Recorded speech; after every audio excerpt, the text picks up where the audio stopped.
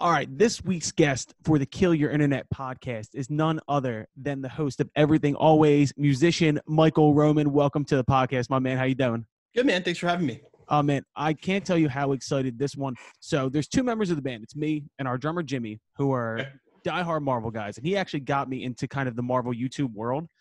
And since my wife has gotten very used to hearing, hey, everybody, with Everything Always, this is Michael Roman. The catchphrase. Dude, first question we're asking all of our guests, how is quarantine treating you?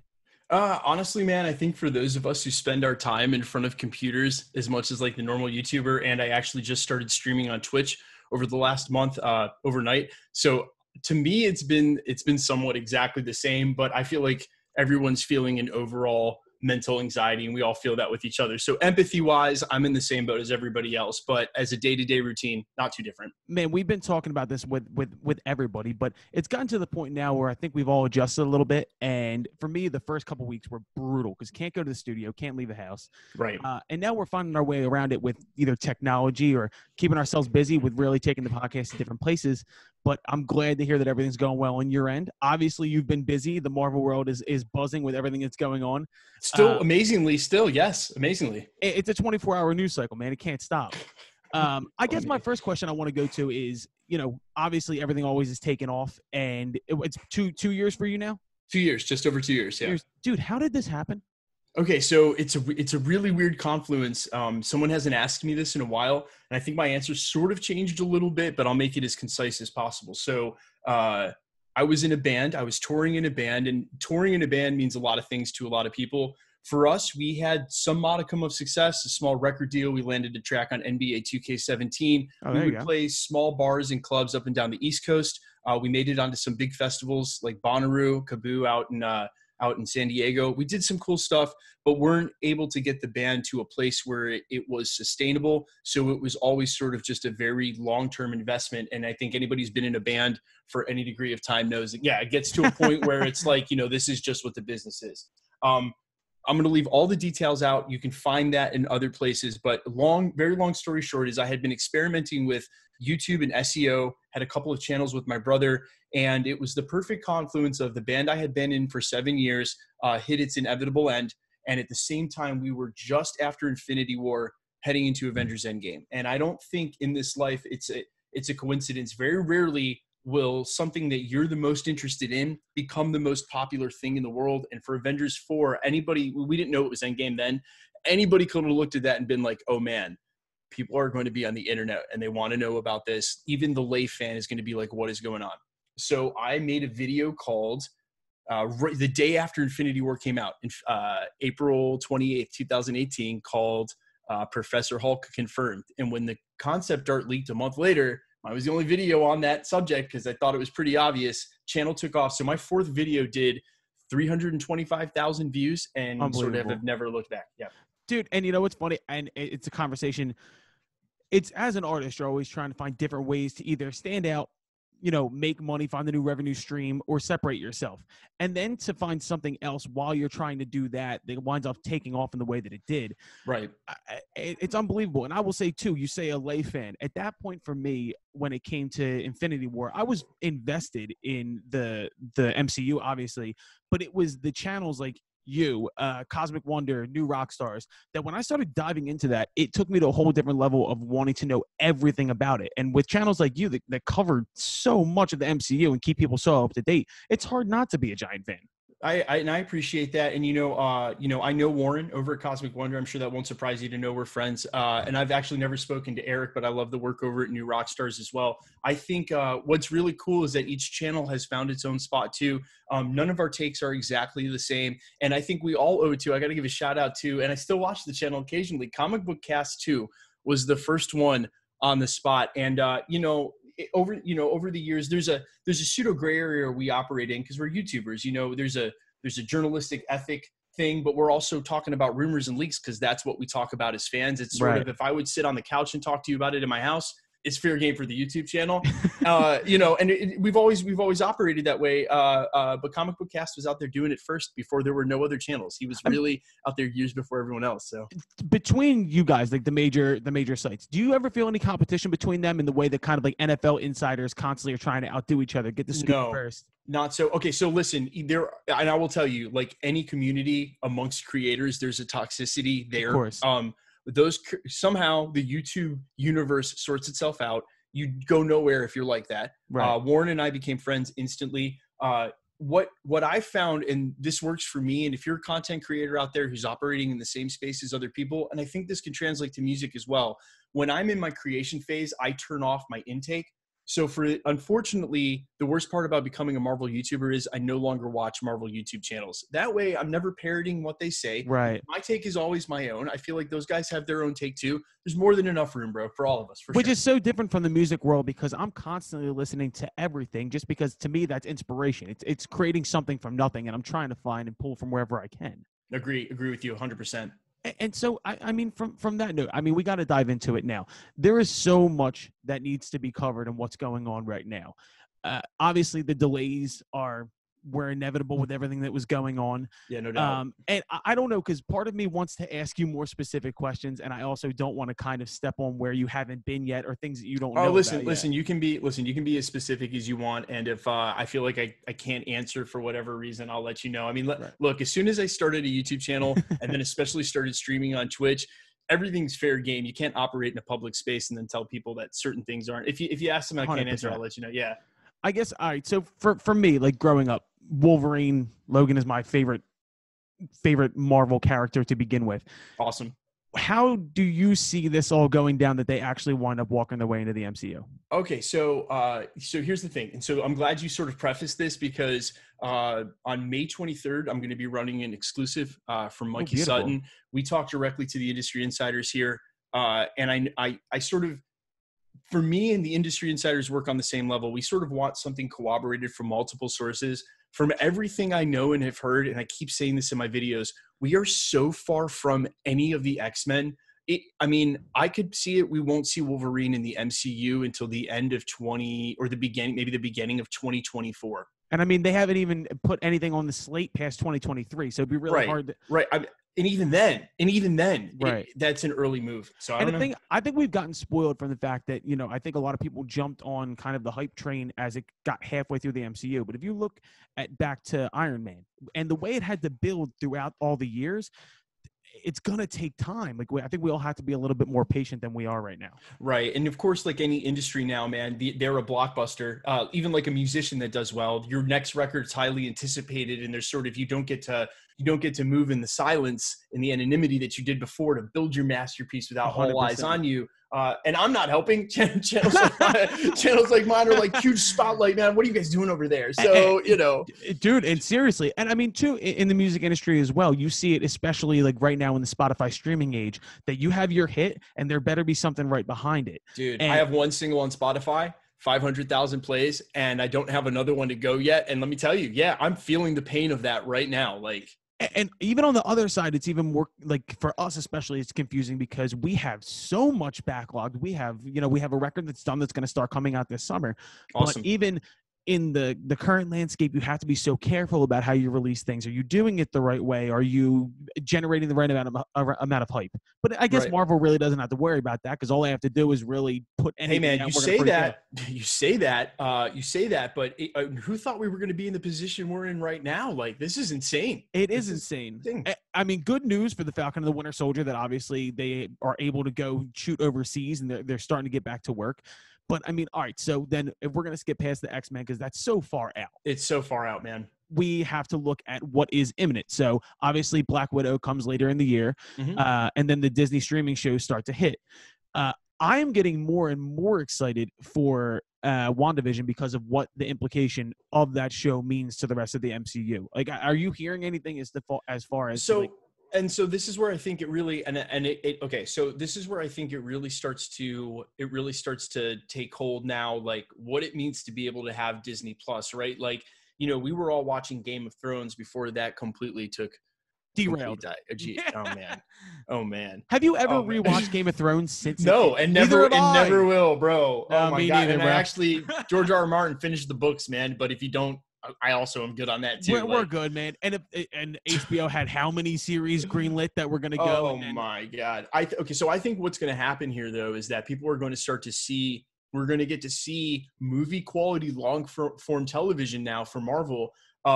This year was going to be a litmus test for Marvel Studios to see just how much Marvel they could give us and we would rebuke. And now they're going to have to take this year's releases and next year's releases and push them together like this. So the sort of hype fad thing, I think you're going to see a brand in brand new territory where you've had the biggest brand in the world in Avengers Endgame. Right. You had more time off than any other brand would have taken in marketing ever. And now you have double the amount of productions in a half the amount of time. I don't know, man. And kind of in the way that Star Wars has, because I'm not a Star Wars guy, but I do pay attention to everything. Sure. People got fatigued from how much Star Wars was being released. And so are we going to see that with what's going on in the MCU and Disney Plus and everything like that? That's a good question. So authentically, I think the answer is it's even deeper than that. And unfortunately, because my channel's sort of taken a turn and keeping up with the more recent stuff, I don't get to do what I originally did and just do random exposés that are sort of timeless. But my thought is that the reason we found superhero movies and they sort of took over cinema, just real long thesis short, was that because movies were actually in decline anyway. Right. So what you didn't see was superhero movies taking over the movie industry. You saw a superhero genre that already had its fan base as deep as it was. Right. And then that fan base showed up to cinema now, and it was an infusion of new blood and moviegoers. I think that extrapolates, and I think they can just keep milking it because we're not going anywhere, bro. Well, I think the interesting thing for me, like, once again, I didn't grow up as a huge comic book guy. I loved X-Men. So you never read like an Amazing Spider-Man or any of the X-Men runs? None of that? I mean, for me, I'm 28, so I grew up right in the golden age of like X-Men coming out, Spider-Man 1, and then the campy Fantastic Four movies. Did the 90s cartoon miss you? Did the early 90s X-Men cartoon? And that's on that. Disney Plus too. That's right. That's fantastic. And I mean, that's what kind of reeled me in. But to me, I'm a movie guy. I love movies. I love cinema. And the way that they were able to kind of build on the mythos of what they had and take it to the big screen and finally get it right, because obviously DC's still struggling to do it. It pulled me in, man. It really pulled me in. Well, and if they had tried in 2002, I would argue if they had tried in 2002 or the late 90s to do Iron Man and start there, guys, let's be honest. CGI hadn't caught up yet. So in our heads, we had all these ideas of what it should have looked like. And by Spider-Man, they were starting to get there. Right. Go watch X-Men 1, bro. It's a travesty. I know, dude. I know. And even the funniest thing is I saw something pop up today on YouTube that said it was like Hugh Jackman's Wolverine workout. And even the fact that like we weren't at the point where the actors were really being able to mirror what their comic book counterpart looked like. And now Hugh Jackman by X-Men Origins is completely ripped. You're talking about skinny? Are you talking about skinny Wolverine right now? I'm talking about skinny Wolverine right now in X-Men 1. Yeah, I know. Yes. I know. It's tragic. But I mean, dude, and so the one thing that you did point out that I actually really like, and once again, we flip between the people we're interviewing and what they cover and kind of the internet and also the modern age that we live in. Sure. And the fact that we're dealing with a movie, I'll give you an example, like The Irishman. I love Martin Scorsese, but the fact that they did a 3.5-hour movie that I never got all the way through, I think actually benefits the long form TV series. That if I'm really excited to see how Marvel can take something like a WandaVision or The Falcon and the Winter Soldier and take it over 6 to 8 episodes, I think it's going to be beneficial. Right, because if they said, hey, we're coming out with a WandaVision movie, part 1 and part 2, it's 4 hours long each, we'd be like, there's 4 hours of WandaVision to even tell, but you put it into a couple of series, and then it becomes, and this is where Game of Thrones messed up, because their pacing wasn't right, because they were working off George R. R. Martin.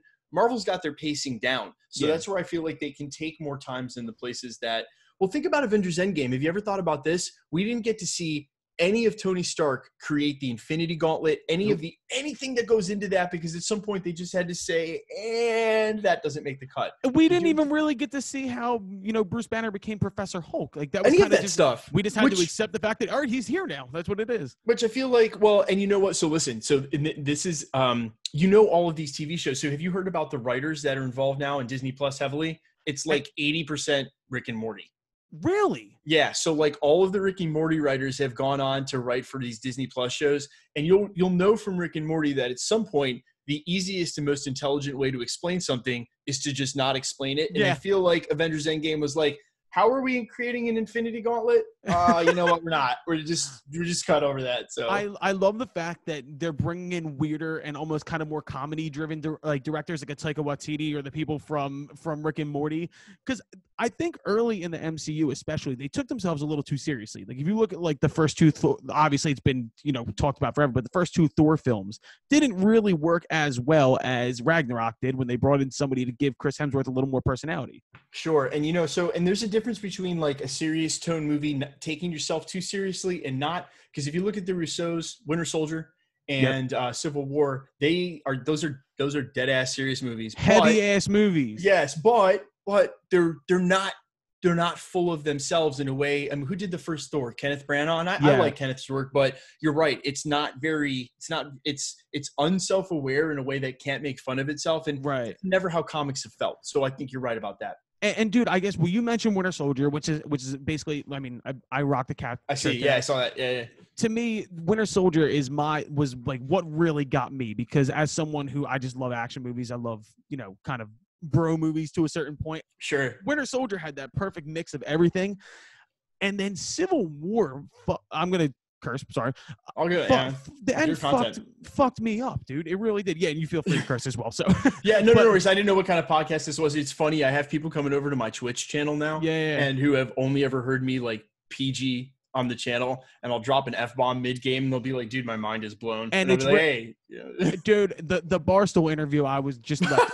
I am born and raised Northeast Philadelphia. It is in my blood, and I'm actually doing pretty well to kind of curb that. Right I was about to say, yeah, the accent never goes away. I'm from Long Island myself. My mom's up in Buffalo. Yeah. So if you get me back up there for a week or a couple of drinks, either or, yeah, I'm right back in there. And it's funny because I can control it. I can give you this for the first bit of the podcast, and then by the time we start to become buddy, I'm like, yo, dude, that shit was fucking crazy. Right. Yeah, no, I know what you mean. For sure. So we'll hop back in. So to me, I kind of shared my origin as to how I got into the MCU. Where did this start for you? Did you grow up? Yeah, man. Listen, and so I'm not 28. I'm about a decade ahead of you. I'm going to turn 37 this year, and so it started with my dad giving me LBs in the comic world. We call those long boxes. You've seen them. They're the long white boxes. Yeah. My dad just dropped off like 5 LBs he had been picking up in the 60s and 70s when he was buying them. And there's a lot of stuff in there I would never touch, like Guardians of the Galaxy. The artwork doesn't jump off the page. I'm 8 years old. I'm not trying to read like Jack Kirby. It didn't. But the stuff that stuck out, of course, is the same stuff that sticks out to everyone. The early X-Men stuff and the early Spider-Man stuff. So I'm reading like Spider-Man 33, Spider-Man 34. Like we're talking about the actual originals where if you tried to buy them now, they're hundreds and thousands of dollars. Yeah. I had those, some of them were damaged, whatever. That led right into the 90s cartoon. I was buying Marvel cards and still reading the comics. By the time I was in middle school, I was reading Spectacular Spider-Man by then, and I have to be honest, I'd say about 8th grade is when I became too cool for comic books, but the interest never died. Right. And, and then that's when the cinematic world really picked up, and we started getting some X-Men's and some Amazing Spider-Man. It's never gone away. I just never had the time to invest and didn't think anybody would care on the level they did right around Infinity War. And then look how it turned out, man. And once again, we do talk a lot about, online communication in the world we live in. Look at the community. Like sometimes you find that things can be overbearing on the internet and people tend to click up and they tend to, the mob mentality is something that is brought up about the internet a lot. On the other side, there are beautiful communities like the Marvel online community that really it's just a great place to be. So, sure. And some of the bad seeds seem to have worked themselves out. I catch wind of, we're pretty good at the channel about, there are dramas out there between some of the industry insiders and some of this stuff and some of the what are you doing? And you'll also hear the news out there, and I mean this too. Like I've always had this approach. If I would call my buddy, my comic buddy Sean, if I would call him up and talk about it, it's fair game at the channel. And then I'll see these comments. You talk about the non-toxicity. People will be like, "This isn't real." Yeah. Did you click on Marvel Entertainment, or you want to sit and talk about some stuff? Like I don't. And besides that, though, when you compare the Marvel community fandom as a whole, from what I've seen on the internet, even some of the subreddits, to say some of the other fandoms out there, I won't say specifically. Yes, dude, it is the most non-toxic, just very, very bro friendly, just all inclusive. Yeah, it's awesome. And Pretty that's the awesome. kind of stuff that I get attracted. Like I really enjoy like places on the internet that you can still go and just have fun. It's not necessarily Right. this or that. And that's the people that we're interested in talking to. And I'm Sure. really glad that we got you on. And I mean, I appreciate it, man. I got to continue the conversation here. Obviously, you have the Silver Surfer behind you. Yeah, no doubt. I'm postulating here, and I mean everybody is, but it's been reported a lot that it's going to be both a cosmic villain and an Earthbound villain. And that's what I'm most interested in because I think listen, man, I think we're going to get big curveballs here. I think really just big curveballs because here's the other thing too, is that first of all, here you want the breaking exclusive here? Give me the breaking. I got you. No, I got you. This is so easy, bro. I haven't even had a chance to say it to the channel because it's so obvious. The next big villain in the MCU is, you ready for it? No one's talking about it.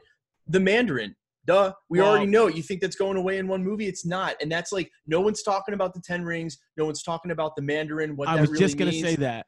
Bro, we're going to have Mandarin for like 2 years. They're not flushing him out in the first movie. As someone who was invested previously into the Marvel universe as a whole, how disappointed were you when the whole Ben Kingsley thing happened in Iron Man 3? Bro, I guessed that the backlash was going to be so bad that they weren't going to hold it. And lo and behold, we got that one shot like immediately that fixed everything. No. And then they had, what was it, like the Marvel extras, kind of like the scene where they actually revealed later on that the Ben Kingsley thing wasn't right. The one shots, and those are right. canon. Those are actual canon to the MCU. Like, they're the only non-movie canon. So yeah, it's not. So, dude, listen. You don't get to work your way out of a mistake like that very often, but Marvel did. They stepped in it and immediately stepped out of it. So I just. Well, especially because in the comic books, generally one of Iron Man's biggest villains is the Mandarin, and to kind of like almost in a way that the Fantastic Four 2 fucked up Galactus. It's the exact same way that they almost I think they killed off Iron Man and got rid of Captain America way too early, man. Really? Listen, I see trolls out there saying this, so I don't want to feel like I'm one of those dudes who sided with the trolls. Who did I recently hear say this and they were just dead? Rob Liefeld, creator of Deadpool. We've covered this a couple of times. He's been in the news a lot recently. He took some shots at Kevin Feige here recently. Yeah. Some hardcore shots.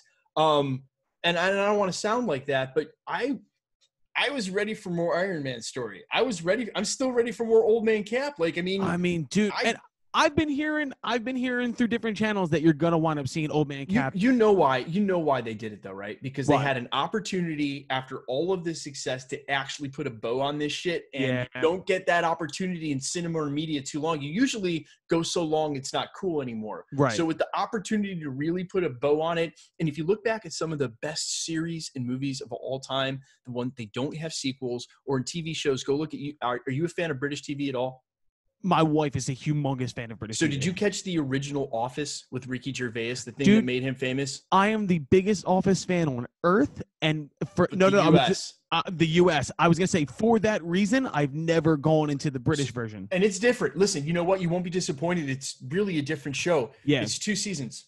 2 seasons total. That's it. There was a Christmas follow-up and another one. He was done. So rarely do you get it. Just peace out, why I've always said that's why Breaking Bad is so great, because it never had the opportunity to get bad. It went 5 seasons and got out. That was it, right? Sopranos, I feel like, was the opposite. It got better as it went on. I feel like when I go and watch The Sopranos now, those first 2 seasons are dated. I know. Well, really I like the second season of Sopranos is one of my favorite seasons. But it's good. It's good. It has its problems though, man. It's a big one, right? Yeah. Well, I mean, dude, like. For me, I'm rewatching Mad Men right now, and that's a show that somehow, to me, maintained itself throughout. It got here or there a little bit wobbly, but it's a great show. Doesn't it blow your mind too? And that's like that was syndicated. What was that on TNT? Where was that show? That was on. I think it's A&E. It was on the same exact time as Breaking Bad. It came on after Breaking Bad. Well, and we might not see stuff like that anymore, at least on those networks, because to have the room to breathe and be able to do like that, it shocks me when any show can make it into its 4th and 5th season and still be good and not be watered down crap from the.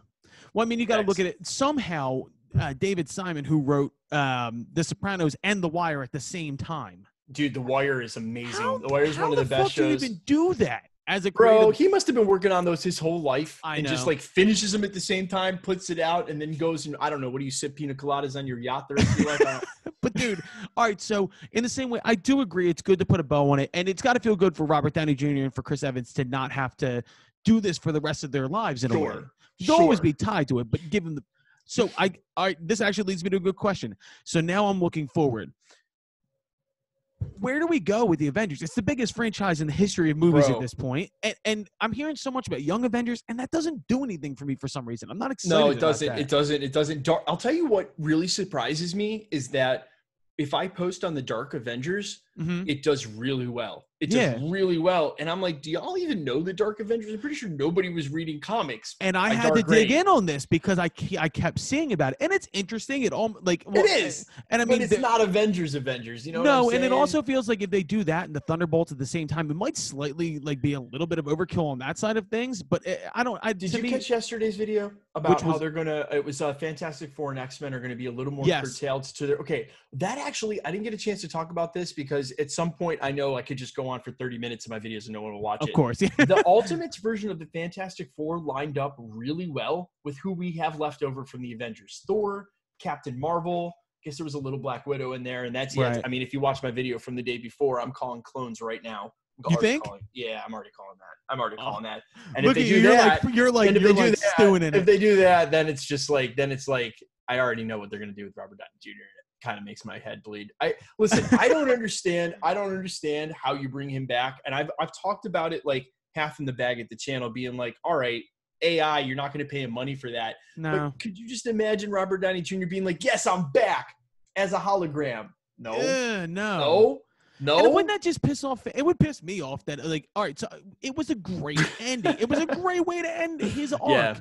Don't give me a half-ass version of Wolverine. The only way I want more is run the de-aging software on him and give me prequel stuff. There you go. That's the only way I want more. It doesn't ruin the story, and if you got something good to tell and you could get it in there. But during that Ironheart series, which is basically confirmed at this point, he's going to be in that as well. I mean, that would make sense to me though, because it kind of has to, and especially if you're doing flashbacks and things like that, he has to be involved. Has to be.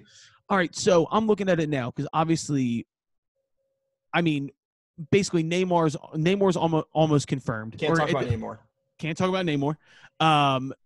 I mean, there's just so much they can do with it. So looking at because they're talking Illuminati, and the funny thing, I'm once I see something like this on a channel, I go and I do my research. So you wouldn't have read any of those new events. You wouldn't have read New Avengers Illuminati, dude. That is all of that stuff, all of that. Read it. It's it's some of the best. From what I have read, you have so many people that you need to bring in, and also who replaces Tony Stark in the Illuminati situation. Yeah, we're gonna miss out on that Reed Richards Tony Stark interaction, which is so good. It would be fantastic. It's so good. And once again, I said I'm a huge Office guy. It would be fantastic. Is that pun intended? Or dude, that's free. Or, oh my God, no. So if you're looking at it too, because how much do you buy into the John Krasinski news? Do you really think that it's gonna? Oh, dude, I said it yesterday. It's gonna be news at this point if it's not John Krasinski. Exactly. How awkward is that meeting that we just reported that happened? John Krasinski shows up and they sort of look at each other. He's like, "What's up, Kev?" He's like, "What's up, John?" They're like, "So, the power of the internet, dude. They literally basically willed this into existence." Bro, you're telling me, listen, man, I'm 100% for him being Mr. Fantastic, but it's got to be awkward at this point. Especially 100%. Think about this. What if Marvel Studios doesn't want him to be Mr. Fantastic? Right. What options do they have? And if they're meeting, then what are they saying? And will it disappoint the fans if they come out and they're like, here's your brand new Mr. Fantastic fucking, I don't know. I don't even know else. I can't even think of anybody else in that role now at this point. No, neither can I. It could be fucking Brad Pitt, and I think people would still be like, it's not John Krasinski. You know what I mean? But I mean, he's lucky in this scenario because even if he didn't want to do it, they got to throw so much goddamn money at him at this point, and he'll probably get to direct as well. Well, hey, and I hate to bring a little bit of touch into the real world into this, but go ahead, bro. This is actually a great place to talk about this. So I've heard a lot of conjecture too recently. So man, the only way you justify spending $160 million on Spider-Man Far From Home is if you know it's going to make $1 billion. Right. And some of these huge checks coming from these executive producers and these studios and these trust funds won't see the sort of turnaround from a VOD that they will. I know Trolls made $900 million, but that was everybody in the world in quarantine at once, and nobody knew what was going on. And everybody's kids were home. If you were going to do it, you missed your boat. Like if you were Marvel Studios, you missed the boat. You had a captive audience. Right. Well, and look at the backlash from AMC and Regal now against Universal for doing it. That's a partnership. So 100%. My point was let's pretend theaters don't come back. Okay, let's go worst case scenario. Theaters don't come back. People aren't willing to go. They open up theaters. They can only sell them at half capacity. You're seeing box offices drop off by half. And in 24 to 36 months, Marvel Studios says that we can't make a $150 million blockbuster. We're not even going to make our money back. We're doing this to break even. It doesn't make sense. Don't get scared, because here's the thing, okay? It's the same people working for Marvel Studios. Right. It's the same actors on Earth. Right. It's the same characters, and it's the same CGI artists. Okay, so now a movie's going to cost $50 million instead of $160, and it's going to make $250 instead of $1 billion. It'll all be all the same talent, the same writers, the same actors, the same people. They all need jobs. Yeah. The numbers may shrink. The people in the industry and the crust will stay the same. So I think the quality of the product we get stays the same. We don't have to worry about it. I don't think they would let the product fall off regardless. I think they'd find the money if they needed to, because you can't be rolling things out like fucking Endgame and then come back with half-ass stuff. Hey, half the productions though, maybe we could see a decrease in what they wanted to do with this 4 movies. Yeah, maybe. I was just gonna say they might have gotten a little bit over their skis in a situation they didn't know what was gonna happen. This is not something anybody could control. No doubt. You know, dude, we could talk. I want to have you back on the podcast as well. Because anytime, man. Dude, this is fucking fantastic.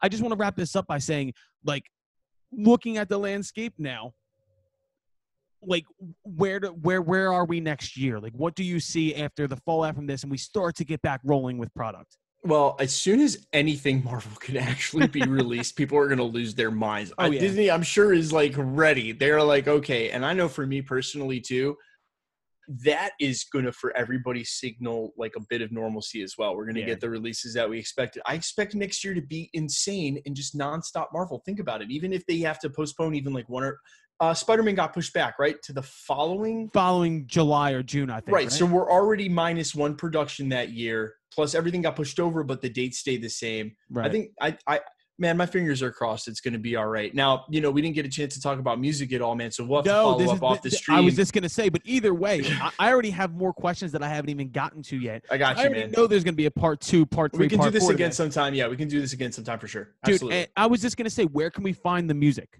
Okay, so right now you can find me All Fires on Spotify. You can find me All Fires on YouTube. Currently, right now, as we speak, I'm recording 2 separate EPs. I'm recording an EP follow-up for the sort of indie style that I introduced already. Yep. And then I embraced the electronic stuff I like, and I'm working on a drum and bass record as well. There you go. Hey, the quarantine doubled my amount of time. So I just started writing tracks. I was like... Unbelievable. It gave me, like, I've never had the opportunity to just focus on writing. I always write. And so I'll be in LA or Nashville. I write for CSAC, the Songwriters Union. So... But I'm also booking tours. I'm also doing content. I'm doing all this. And then the world stopped, and I got to just make music. And it's pretty awesome, right? Bro, I'll be honest. Like, as much as obviously we talked about the empathy and we talked about kind of the need to understand everybody's situation, I found some form of peace in this, in the fact that we'll never get this opportunity again. No, man. No. To just stop and create. And for us as artists and creators, this has been a very interesting time in my life. Right. It's like you got stress, but then you also got this gift of free time. And for us, I mean, I'm going to call the fucking spade a spade. Hey guys, we're career artists. Generally, that means we've been broke the whole time. So like, everyone's out of work and we're on. I was gonna say, like, nothing new, to bro. Our lives, ladies and gentlemen. I was a touring musician in my 20s. I was unemployed the whole time. I don't know. So for us, it's like people are like freaking out. I don't have a job. I'll be like, man, I know. I didn't have money to enjoy it. Welcome to the jungle, ladies and gentlemen. right. Dude, Michael Roman, this has been an absolute pleasure. Oh, I had one more question. I had to get this up. Have you ever had anything for yourself spoiled that you didn't want to know? Bro. Oh, this is such a good story. Yeah, that's a good one. This is such a good story. Okay, you know the footage for Endgame leaked, right? Yeah. Okay. We talk about speculative stuff at the channel, but because there's a degree of plausible deniability, all those plot leaks we covered, even though I had a video that said how Captain America wields Mjolnir that I put out in November, and it was right on the money the whole way, there was always a plausible deniability factor there. When the actual footage leaked 2 days before, some fucking jackass went on all the comments on my videos, and what he was doing was he was copy-pasting something that was like, Tony Stark dies, Cap wields Mjolnir, Hulk snaps, Thor's fat. Thor's fat, someone died. Like, that's it, okay? And they were copy-pasting it. And the worst part about YouTube notifications is if you reply directly to someone's comment, that shows up as a notification on your phone. And in my heart, I knew that he was just spoiling Endgame. What an asshole. Bro, I had to go ban him. And when I had to ban him, I had to read those. I hate to admit this. I knew the entire movie before I saw it. Captain America battling himself, recreation of the elevator scene, Loki getting away, Hulk snapping, intelligent, fucking smart Hulk right off the bat. Did you ban Roger Wardell?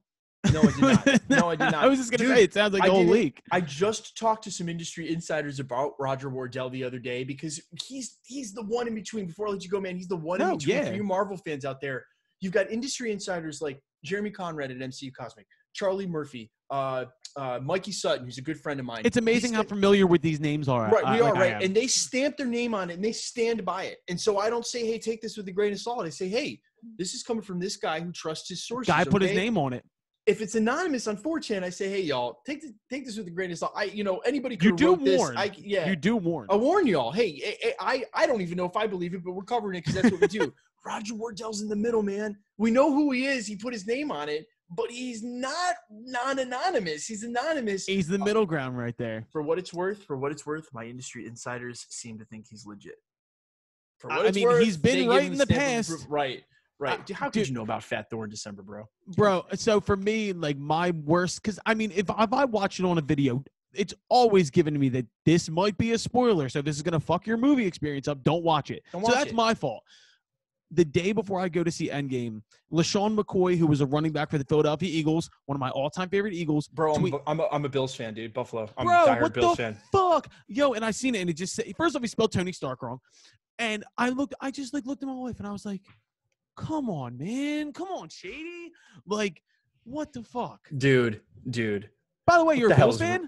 Diehard. Dude.